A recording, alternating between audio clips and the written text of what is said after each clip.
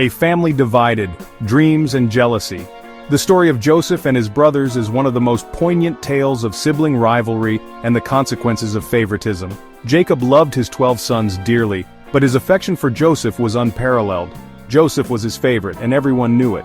This favoritism was evident in many ways. Jacob even gave Joseph a beautiful coat of many colors, a symbol of his special status in the family. This extravagant gift made Joseph's brothers incredibly jealous. They couldn't understand why their father favored him so much. One day, Joseph had a dream that would further fuel the flames of jealousy. In his dream, he and his brothers were gathering grain in the fields. Suddenly, his sheaf of grain rose up and stood tall, towering over the others. His brothers' sheaves bowed down to his, symbolizing their submission to him. This dream was just the beginning. Joseph had another dream, where the sun, the moon, and 11 stars bowed down to him, indicating that not just his brothers, but his entire family would bow to him. When Joseph shared these dreams with his brothers, they were furious. They couldn't believe his audacity. "Do you think you will rule over us?" they sneered, their voices dripping with sarcasm and disbelief. Their hearts were filled with envy and anger, emotions that would soon lead them to drastic actions. They began to plot against Joseph, determined to rid themselves of their father's favorite. Meanwhile, Joseph, unaware of their schemes, roamed the fields, looking after the sheep, blissfully ignorant of the danger that was brewing. He was young and trusted his brothers completely, never suspecting their ill intentions. Little did he know danger lurked close by, and his life was about to change forever. One day, Joseph's brothers saw him coming from a distance. They recognized his colorful coat, a gift from their father, and their hearts filled with jealousy and anger. They hatched a wicked plan, driven by their envy and resentment towards Joseph. "Let's kill him," one brother suggested, his voice filled with malice, "and throw him into a pit." Reuben, the eldest, felt a pang of guilt and inner conflict. He couldn't bear the thought of killing his own brother. "Let's not kill him," he pleaded, trying to find a less violent solution. "Let's throw him into this empty well instead."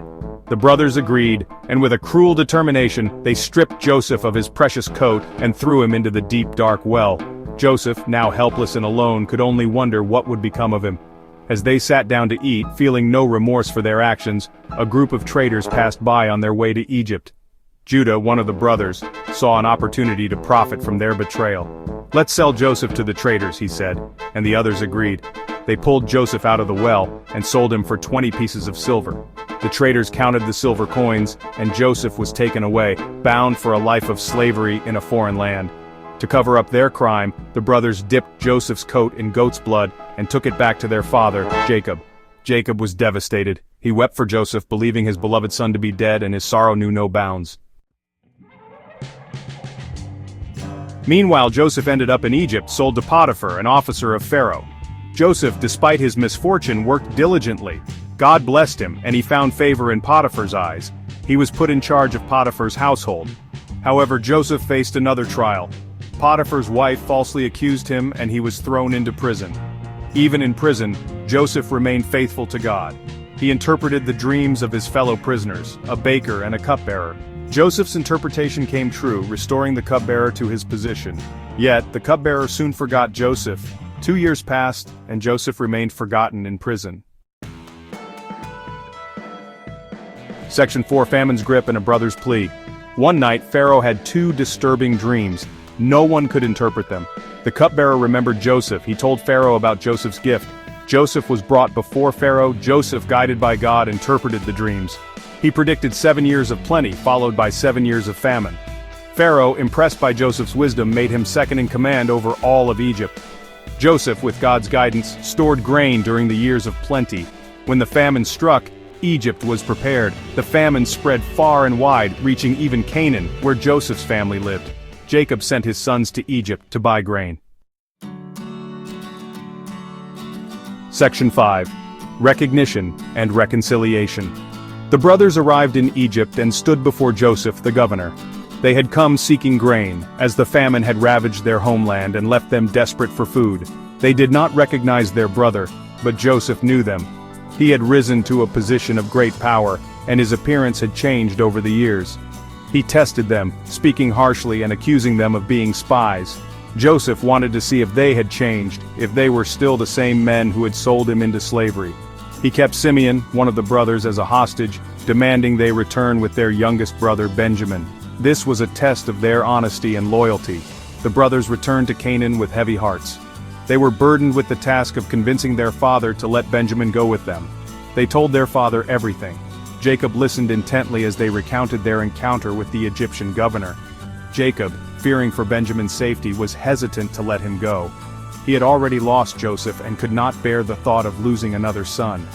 But with the famine worsening, they had no choice. The family was on the brink of starvation, and they needed the grain to survive. The brothers returned to Egypt with Benjamin. They were anxious but determined to secure food for their family. This time, Joseph received them kindly. He saw that they had brought Benjamin and was moved by their efforts. However, he planted his silver cup in Benjamin's sack, accusing him of stealing. This final test would reveal their true character and the depth of their repentance. Section 6, a story of hope, forgiveness, and God's unfolding plan. The brothers were distraught. Judah, filled with remorse, pleaded with Joseph to take him as a slave instead of Benjamin. At this point, Joseph could no longer contain himself. "I am Joseph, your brother," he cried. The brothers were stunned. They were afraid, but Joseph reassured them. "Do not be afraid," he said. "You intended to harm me, but God intended it for good to save many lives." Joseph forgave his brothers, his heart filled with compassion. He brought his father and his whole family to Egypt. They lived in plenty, their family reunited.